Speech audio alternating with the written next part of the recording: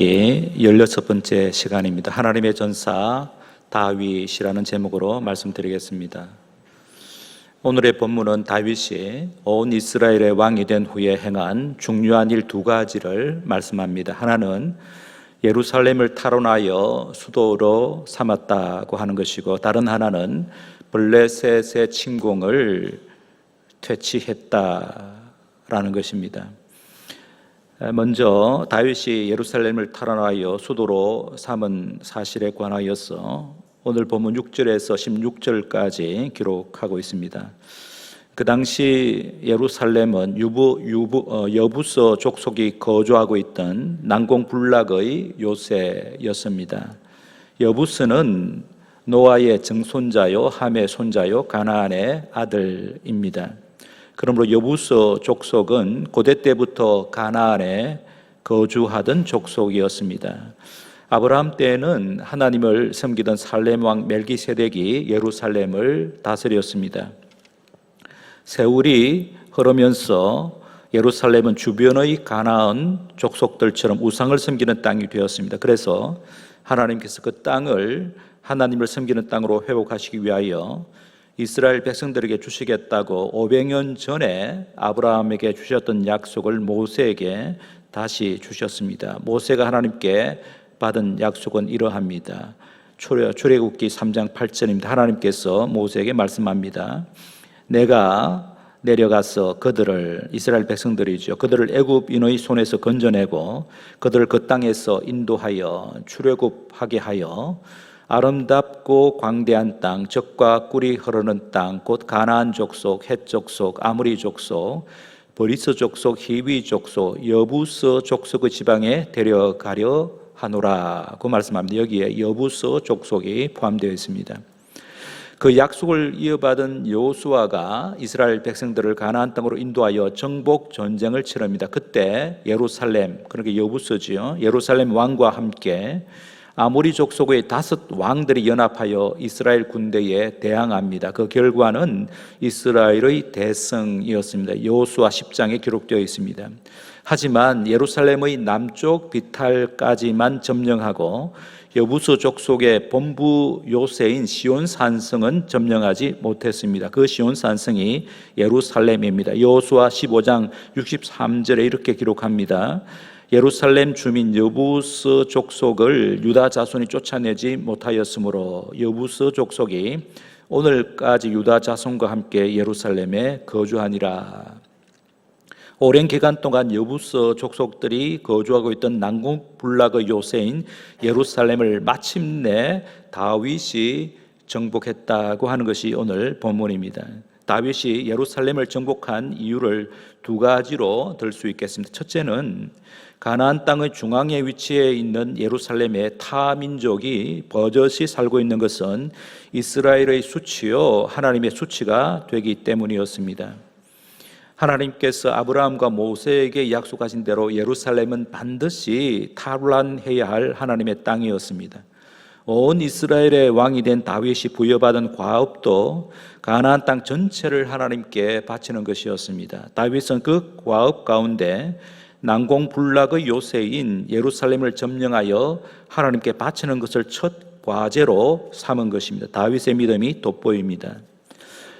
다윗이 예루살렘을 정복한 이유와 목적 둘째는 예루살렘을 이스라엘의 수도로 삼기 위해서였습니다. 예루살렘이 지리적으로, 정치적으로, 군사적으로 아주 중요한 위치에 있었기 때문입니다.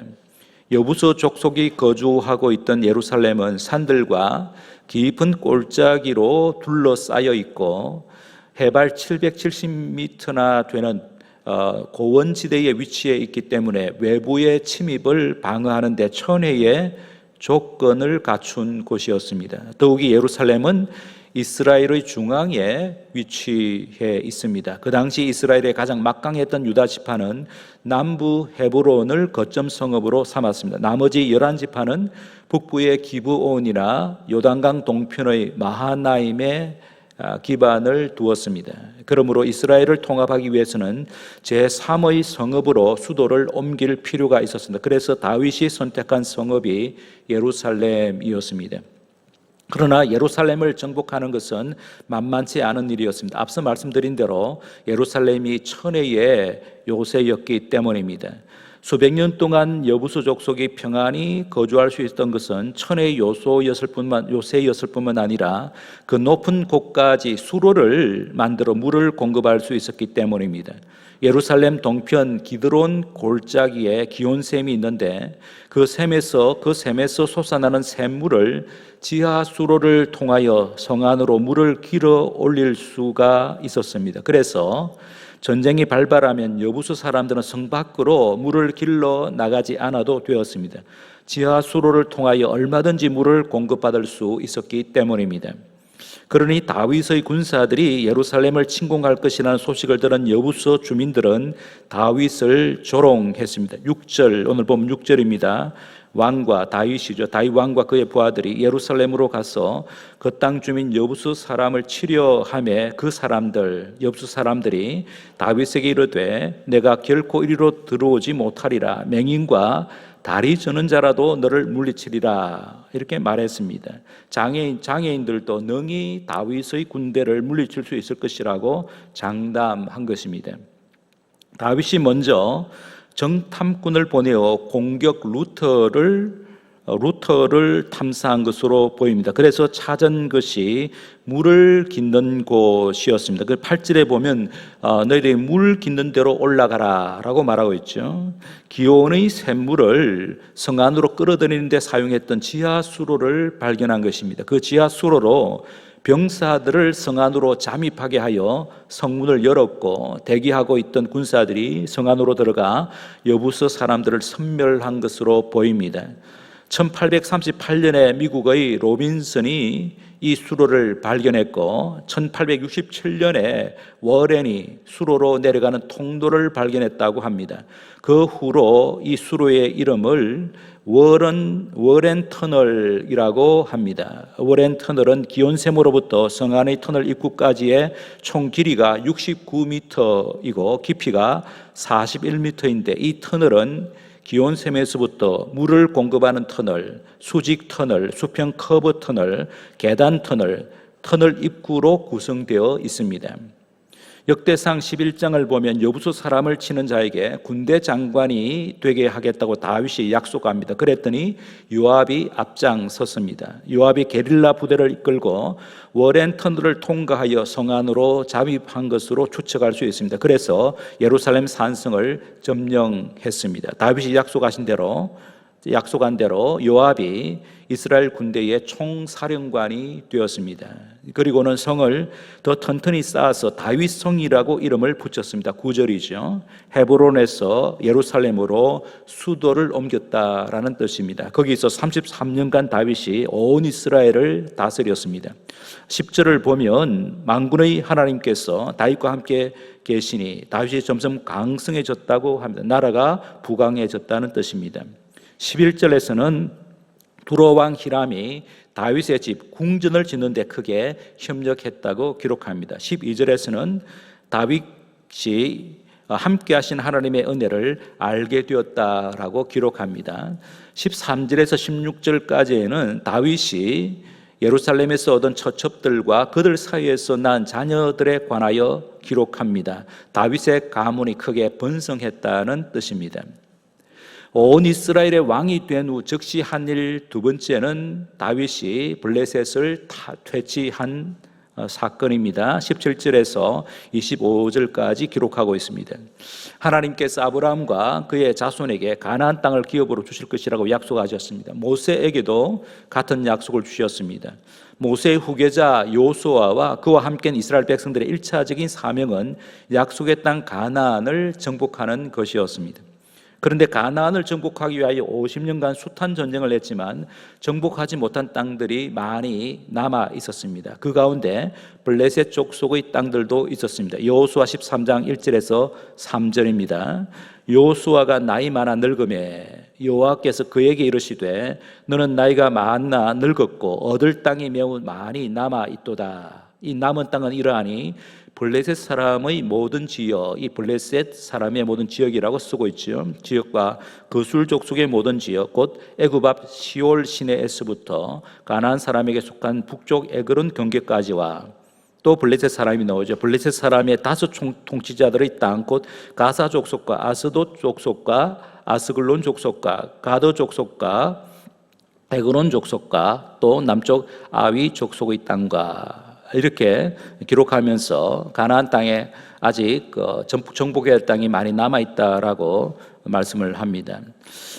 블레셋 족속은 에게해 부근에서 해양 생활을 하던 족속이었는데 주전 13세기 말에 가나안 땅의 지중해 연안으로 건너와 정착했다고 일반 역사가들은 말합니다. 그러나 창세기 21장에 따르면 아브라함 때도 블레셋 사람들이 가나안 땅에 거주했다고 말씀합니다. 그러므로 주전 20세기 이전부터 주전 13세기까지 가나안 땅으로 블레셋 족속의 이주가 계속된 것으로 이해할 수 있겠습니다. 여호수아가 죽은 후에 350년간의 사사시대를 지내는 동안에 주변의 여러 나라들이 이스라엘을 압제했는데 삼손이 사사로 활동할 때는 블레셋이 이스라엘을 40년간 다스렸습니다. 사사기 13장 1절입니다. 이스라엘 자손이 다시 여호와의 목전에 악을 행하였으므로 여호와께서 그들을 40년 동안 블레셋 사람의 손에 넘겨주시니라. 이스라엘의 마지막 사사였던 사무엘과 초대왕 사울의 시대에도 이스라엘을 크게 괴롭혔던 족속이 블레셋이었습니다.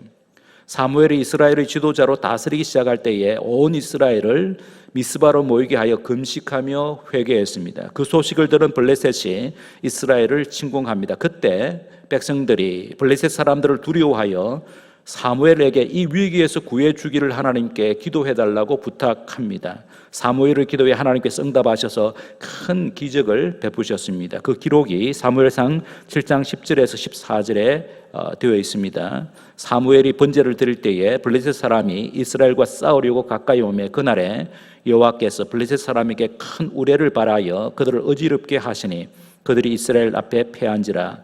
이스라엘 사람들이 미스바에서 나가서 블레셋 사람을 추격하여 벳갈 아래에 이르기까지 쳤더라. 사무엘이 돌을 취하여 미스바와 센 사이에 세워 이르되 여호와께서 여기까지를 도우셨다 하고 그 이름을 에벤에셀이라 하니라. 이에 블레셋 사람들이 굴복하여 다시는 이스라엘 지역 안에 들어오지 못하였으며 여호와의 손이 사무엘이 사는 날 동안에 블레셋 사람을 막으심에 블레셋 사람들이 이스라엘에게서 빼앗았던 성읍이 에그론부터 가드까지 이스라엘에게 회복되니 이스라엘이 그 사방 지역을 블레셋 사람들의 손에서 도로 찾았고 또 이스라엘과 아모리 사람 사이에 평화가 있었더라. 사무엘상 13장을 보면 사울 왕의 통치 중반기에 엄청난 규모의 블레셋 군사들이 이스라엘을 쳐들어 왔습니다. 이스라엘의 군사들이 겁을 먹고 흩어지는 것을 본 사울이 다급하여 제사장만이 집전할 수 있는 제사를 자신이 나서서 집전했습니다. 사무엘이 전장에 도착했을 때에 사울은 사무엘이 약속한 시간에 오지 않고 백성들은 흩어지고 있어서 할 수 없이 제사를 드렸다고 사무엘에게 책임을 전가했습니다. 그렇게 변명하는 사울을 향하여 사무엘은 왕이 망령되이 행하였으므로 하나님께서 자신의 마음에 맞는 사람을 이스라엘의 새 왕으로 세우시기로 작정하셨다라고 알려주었습니다. 하지만 하나님의 은혜로 블레셋과의 전쟁에서 승리합니다. 그 후에 다시 블레셋이 침공합니다. 그때 소년 다윗이 등장하여 물맷돌로 블레셋의 거인 장수 골리앗을 쳐 죽임으로써 이스라엘이 대승을 거둡니다. 사무엘상 17장의 내용입니다. 사울의 통치 말기에 블레셋이 다시 이스라엘을 침공합니다. 길보아 산에서 맞붙었는데 이스라엘이 대피하여 블레셋의 봉신 국가가 됩니다. 그 전투에서 사울과 그의 아들 요나단이 전사합니다. 사무엘상 28장에서 31장까지 기록되어 있습니다. 사울이 죽은 후에 다윗이 유다 지파의 왕이 되었다가 7년 6개월 후에 온 이스라엘의 왕이 됩니다. 한때 블레셋으로 망명하여 가드 왕의 봉신으로 있던 다윗이 이제 온 이스라엘의 왕이 되었다는 소식을 블레셋이 듣고는 초장에 다윗의 군사력을 약화시켜 독립하지 못하도록 이스라엘을 침공했습니다. 두 번이나 연거푸 침공했지만 두 번 다 다윗과 그의 군대가 대승을 거두었다고 오늘 본문이 기록합니다. 사사기를 보면 하나님께서 가나안 땅에 블레셋 족속을 비롯하여 여러 족속을 남겨두신 이유가 있었다고 말씀합니다. 사사기 3장 1절에서 4절입니다. 여호와께서 가나안의 모든 전쟁들을 알지 못한 이스라엘을 시험하려 하시며 이스라엘 자손의 세대 중에 아직 전쟁을 알지 못하는 자들에게 그것을 가르쳐 알게 하려 하사 남겨두신 이방 민족들은 블레셋의 5 군주들과, 이 블레셋이 나오죠, 5 군주들과 모든 가나안 족속과 시돈 족속과 바알 헤르몬 산에서부터 하맛 입구까지 레바논 산에 거주하는 히 족속이라 남겨두신 이 이방 민족들로 이스라엘을 시험하사 여호와께서 모세를 통하여 그들의 조상에게 이르신 명령을 순종하는지 알고자 하셨더라. 다윗 왕이 온 이스라엘의 왕으로 등극할 때까지 거의 500년간 여부수 족속과 블레셋 족속이 가나안 땅에서 그 위력을 떨치고 있었는데 그렇게 된 궁극적인 이유는 이스라엘 백성들의 불순종 때문이었습니다. 그런데 다윗의 순종으로 인하여 그 500년간의 불순종에 종지부를 찍게 되었다는 것이 오늘 본문의 내용입니다. 오늘의 설교 부제를 승리의 원동력이라고 붙였습니다. 다윗과 그의 군사들이 여부수 족속과 블레셋 족속과의 전쟁에서 승리했는데 그렇게 승리할 수 있었던 원동력이 무엇이었는지 3가지로 말씀을 드리려고 합니다. 첫째는 다윗과 그의 군사들이 여부수 족속과 블레셋 족속과의 전쟁에서 승리한 것은 하나님의 명령에 순종했기 때문입니다. 하나님의 명령에 순종하는 것, 승리의 원동력입니다. 사사 시대에 이스라엘 백성들을 가나안에 거주하고 있던 이스라엘 백성들은 가나안에 거주하고 있던 이방 족속들과 통혼하고 그들이 섬기는 우상들을 섬겼습니다. 하나님의 명령을 거역한 것이죠. 가나안 땅 전부를 하나님을 경배하는 땅으로 만드는 것이 하나님께서 이스라엘에게 주신 소명이었는데 그 소명에 충실하지 않은 것입니다. 그래서 여부수 족속이 가나안 땅의 한 가운데에서 블레셋 족속이 가나안 땅의 서부 해안에서 수백 년 동안 떵떵거리며 살고 있었습니다. 하나님께서 이스라엘의 선조인 아브라함에게 약속하셨고 모세와 여호수아에게 명령하신 대로 온 이스라엘의 왕이 된 다윗이 여부수 족속과 블레셋 족속을 퇴치함으로써 가나안 땅 전부를 하나님의 땅으로 회복한 것입니다. 모세의 시대로부터 계산하면 500년 만에 이런 쾌거입니다. 성도 여러분, 하나님의 명령에 순종할 때에 전쟁에서 승리하도록 하나님께서 도우신다는 것이 성경의 한결같은 주장입니다. 신명기는 가나안 땅에 들어갈 출애굽 2세대들에게 선포한 모세의 고별 설교인데 그 핵심 내용은 하나님의 말씀을 순종하면 만복을 받아 그 복을 세계의 모든 백성들에게 나누어주는 제사장 나라가 된다는 것입니다. 혹 전쟁이 발발해도 하나님께서 승리하도록 도우신다는 것입니다. 신명기 28장에 기록되어 있습니다. 28장 1절 2절입니다. 너는 이스라엘 백성들 출애굽한 2세대들입니다. 내가 내 하나님 여호와의 말씀을 삼가 듣고 내가 오늘 내게 명령하는 그의 모든 명령을 지켜 행하면, 이 하나님의 명령을 지켜 행하면 내 하나님 여호와께서 너를, 이스라엘 백성들을 세계의 모든 민족 위에 뛰어나게 하실 것이라. 내가 내 하나님 여호와의 말씀을 청종하면 이 모든 복이 내게 임하여 내게 이르리니. 6절 7절입니다. 내가 들어와도 복을 받고 나가도 복을 받을 것이니라. 여호와께서 너를 대적하기 위해 일어난 적군들을 내 앞에서 패하게 하시리라. 그들이 한 길로 너를 치러 들어왔으나 내 앞에서 7길로 도망하리라. 모세가 죽은 후에 하나님께서 여호수아에게도 같은 말씀을 하셨습니다. 여호수아 1장입니다. 1장 2절 3절. 내 종 모세가 죽었으니 이제 너는, 여호수아죠, 너는 이 모든 백성과 더불어 일어나 이 요단을 건너 내가 그들 곧 이스라엘 자손에게 주는 그 땅으로 가라. 내가 모세에게 말한 바와 같이 너희 발바닥으로 밟는 곳은 모두 내가 너에게 주었노니. 7절 8절입니다. 오직 강하고 극히 담대하여 나의 종 모세가 내게 명령한 그 율법을 다 지켜 행하고 우로나 좌로나 치우치지 말라. 그리하면 어디로 가든지 형통하리니. 이 율법책을 말씀을 내 입에서 떠나지 말게 하며 주야로 그것을 묵상하여 그 안에 기록된 대로 다 지켜 행하라. 그리하면 내 길이 평탄하게 될 것이며 내가 형통하리라. 모세와 여호수아가 받은 하나님의 말씀을 다윗이 순종했습니다. 다윗의 순종을 보시고 하나님께서 이스라엘로 하여금 여부수와 블레셋 족속과의 전쟁에서 승리하게 하셨습니다. 사무엘하 5장 10절 말씀에 이렇게 기록합니다. 오늘 본문입니다.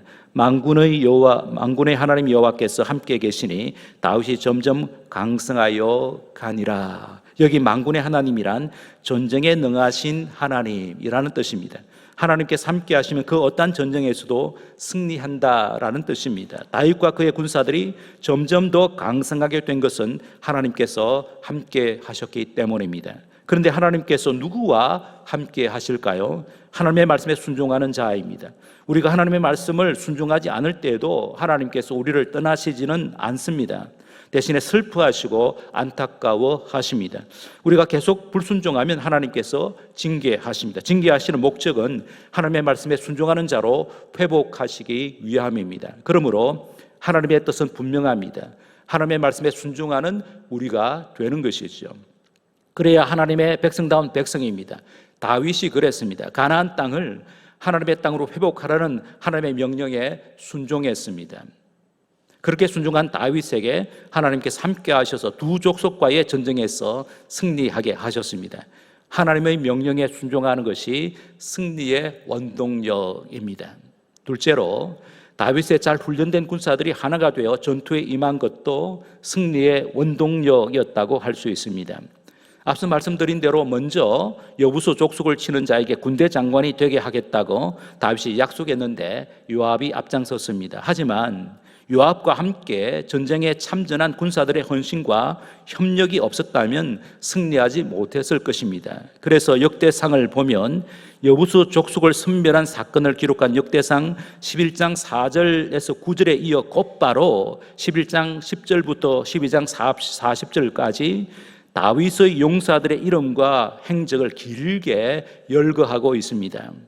이처럼 여부수 족속과 블레셋 족속을 비롯하여 여러 전쟁에서 다윗의 군대가 승리할 수 있었던 것은 용사들이 하나가 되어 전쟁에 임했기 때문입니다. 신약 시대의 교회는 영적 전투에 출전한 하나님의 군대입니다. 사도 바울이 에베소서 6장에서 밝힌 대로 하나님의 군대인 교회의 대적은 마귀, 그리고 마귀에게 복속된 악한 영들과 타락한 정치 권력과 종교 권력과 문화입니다. 에베소서 6장 11절에서 13절입니다.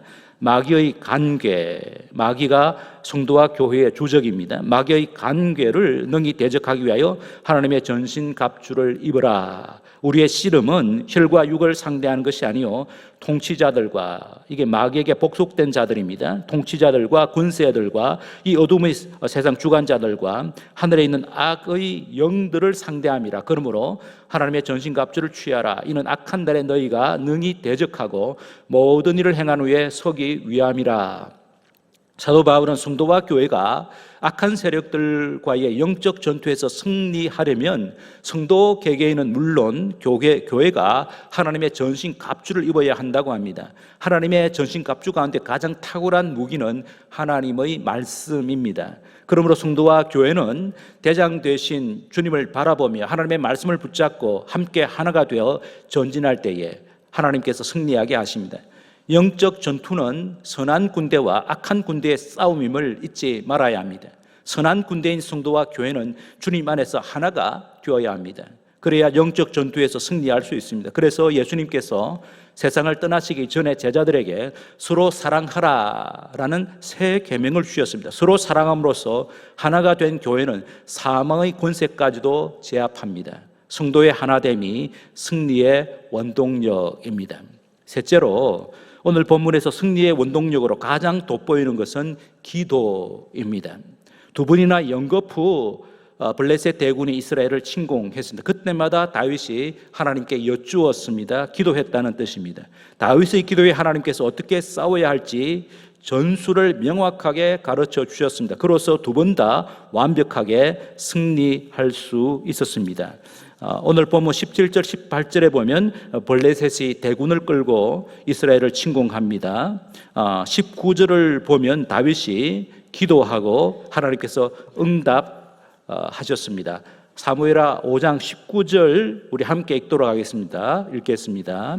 다윗이 여호와께 여쭈어 이르되 내가 블레셋 사람에게로 올라가리까 여호와께서 그들을 내 손에 넘기시겠나이까 하니 여호와께서 다윗에게 말씀하시되 올라가라 내가 반드시 블레셋 사람을 내 손에 넘기리라 하신지라. 20절에서 다윗이 승리하여 순종하여 승리했다고 말하죠. 사무엘하 5장 20절입니다. 다윗이 바알브라심에 이르러 거기서 그들을 치고 다윗이 말하되 여호와께서 물을 흩음같이 내 앞에서 내 대적을 흩으셨다 하므로 그곳 이름을 바알브라심 흩어짐이라는 뜻입니다. 바알브라심이라 부르니라. 21절에서는 블레셋이 버리고 간 우상을 다 치웠다. 블레셋이 숨기고 있는 신과 우상은 헛것이다 라는 뜻입니다. 그런데 22절에 보면 블레셋이 다시 침공합니다. 대군을 이끌고 다시 침공합니다. 역시 23절, 24절에 다윗이 기도하고 하나님으로부터 응답을 받습니다. 사무엘하 5장 23절에서 25절까지 앞에 자막을 보면서 또 여러분 성경을 보면서 함께 봉독하겠습니다. 같이 읽겠습니다. 다윗이 여호와께 여쭈니 이르시되 올라가지 말고 그들 뒤로 돌아서 뽕나무 숲을 맞은편에서 그들을 기습하되 뽕나무 꼭대기에서 걸음 걷는 소리가 들리거든 곧 공격하라. 그때에 여호와가 너보다 앞서 나아가서 블레셋 군대를 치리라 하신지라. 이에 다윗이 여호와의 명령대로 행하여 블레셋 사람을 쳤어 게바에서 게셀까지 이르니라. 다윗이 기도했더니 하나님께서 응답을 하셨고 응답하신 대로 다윗이 순종하였더니 크게 승리했다라고 말씀합니다. 금방 살펴본 대로 두 번의 블레셋 침공은 비슷했습니다. 대군이 침공했습니다. 맞붙은 곳도 르바임 골짜기였습니다. 다윗이 기도한 것도 비슷합니다. 다윗은 블레셋에서 1차 침공 때에도 기도했지만 2차 침공 때에도 기도했습니다. 여기서 우리는 기도에 관하여 큰 교훈을 얻습니다. 매사에 기도해야 한다는 것입니다. 특히 비슷한 사건일수록 기도해야 합니다. 사탄은 기도하는 성도를 아주 싫어합니다. 그래서 우리가 기도하지 않아도 될 것 같은 상황을 사탄은 연출합니다. 얼마 전에 위기를 만나 기도했더니 하나님께서 지혜와 힘을 주셔서 위기를 잘 극복할 수 있었습니다. 그런데 거의 비슷한 위기가 다시 닥치면 방심하게 됩니다. 이전에 받았던 하나님의 응답이 지금도 유효할 것이라고 생각합니다. 그래서 기도하지 않고 곧바로 행동합니다. 이전의 위기를 극복했던 방식으로 대처합니다. 이것이 우리로 하여금 기도하지 않도록 미혹하는 사탄의 전략일 수 있다는 사실을 잊지 말아야 합니다. 그래서 사도 바울은 모든 일에 기도와 간구로 하나님께 아뢰라고 말씀합니다. 빌립보서 4장 6절 아무것도 염려하지 말고 다만 모든 일에 매사에 기도와 간구로 너희 구할 것을 감사함으로 하나님께 아뢰라. 에베소서 6장 18절 모든 기도와 간구를 하되 항상 성령 안에서 기도하고 이를 위하여 깨어 구하기를 항상 힘쓰며 여러 성도를 위하여 구하라 라고 말씀합니다. 비슷한 사건이지만 매사에 기도해야 하는 이유가 무엇일까요? 비슷한 사건처럼 보이지만 같은 사건이 아니기 때문입니다. 전쟁에 능한 블레셋 군대가 1차 침공에 실패했는데 2차 침공 때에도 1차 침공 때와 같은 전술을 사용할 리 만무합니다. 만반의 준비를 하여 침공했을 것이 분명합니다. 상식이죠. 그러므로 비슷한 사건을 만날 때 더 주의를 기울여야 합니다. 주도 면밀하게 상황을 살피고 다각도로 대처 방안을 강구해야 합니다. 그럼에도 우리의 상식과 경험과 지혜에는 한계가 있습니다. 그러하기에 하나님께서 당신의 자녀들에게 기도를 선물로 주셨습니다. 기도해야 상황의 변화를 제대로 분별할 수 있습니다. 기도할 때 하나님께서 지혜를 주셔서 가장 적절한 대처 방안을 찾게 하십니다. 기도하는 자만이 경험할 수 있습니다. 블레셋이 1차 침공했을 때에는 하나님께서 다윗에게 맞붙어 싸우라고 하셨습니다. 올라가라 고 했습니다. 정면으로 공격하라고 했습니다. 2차 침공 때에는 기습 공격하라고 했습니다. 그것도 기습 공격의 장소와 시간까지 하셨죠. 자, 기습 장소 23절 보십시오. 23절. 다윗이 여호와께 여쭈니 이르시되 올라가지 말고 1차 때처럼 올라가지 말아라. 정면 공격하지 말아라. 말하면서 그들 뒤로 돌아서 뽕나무 숲을 맞은편에서 그들을 기습하라. 정확한 기습 장소를 말씀하고 있죠. 기습 시간이 24절 상반절입니다. 뽕나무 꼭대기에서 걸음 걷는 소리가 들리거든 곧 공격하라. 기습 시간까지 말씀하시죠. 거기에 하나님의 약속이 있습니다. 그때에 여호와가 너보다 앞서 나가서 블레셋 군대를 치리라. 하나님께서 앞서 나가서 너희를 위하여 치겠다라고 말씀하십니다. 블레셋이 침공했을 때 다윗은 하나님께 기도했습니다. 다시 침공했을 때 다윗은 다시 기도했습니다. 하나님께서 두 번 다 응답하셨는데 다르게 응답하셨습니다. 하나님의 응답을 받은 다윗은 하나님의 말씀대로 순종했습니다. 그래서 승리했지요. 기도야말로 승리의 원동력입니다.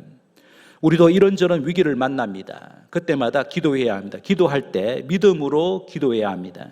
내가 기도한 것보다도 더 좋은 것으로 가장 적절한 때에 하나님께서 응답하시겠다고 약속하셨는데 그 약속을 믿고 기도해야 합니다.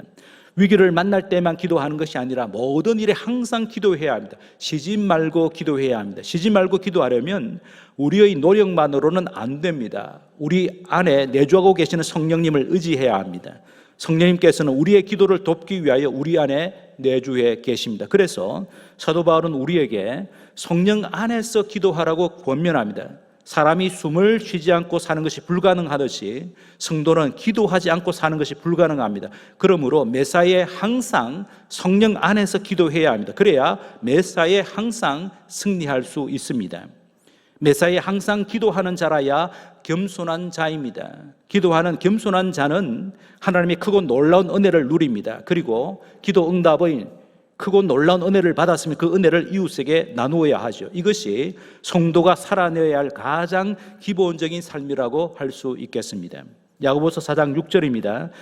그러나 더 큰 은혜를 주시나니 그러므로 일렀으되 하나님이 교만한 자를 물리치시고 겸손한 자에게 은혜를 주신다 하였느니라. 베드로전서 5장 6절 7절입니다. 그러므로 하나님의 능하신 손 아래에서 겸손하라.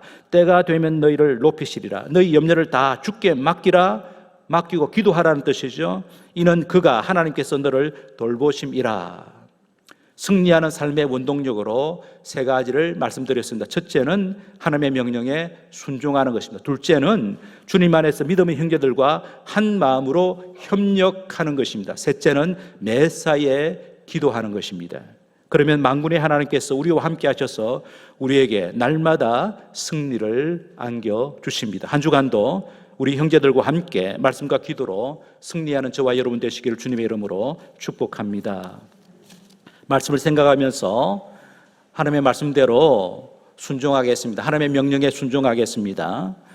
주님 안에서 믿음의 형제들과 한 마음으로 협력하겠습니다. 매사에 기도하겠습니다. 그래서 영적 전투에서 승리하는 우리 모두가 되게 하여 주시옵소서. 서로 축복하면서 함께 기도하겠습니다.